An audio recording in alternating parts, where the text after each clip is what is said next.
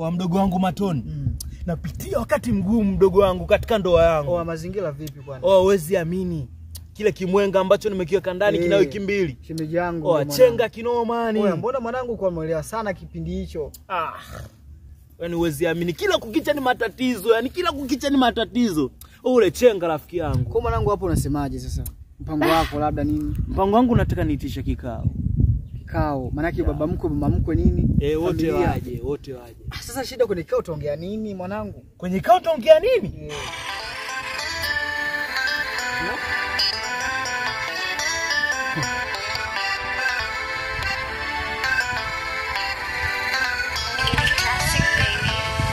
Samahani mama kwa kikao cha dharura. Samahani baba kama nakukosea. Binti yako kanishinda mama. Binti yako kanishinda baba. Samahani mama kwa kikao cha dharura.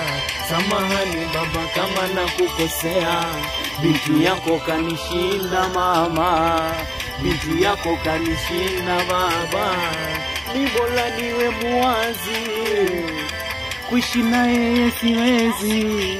Kwanza hajui kupika uyoyo, hajui kufua uyoyo, sio mstarabu uyoyo, hana adabu uyoyo.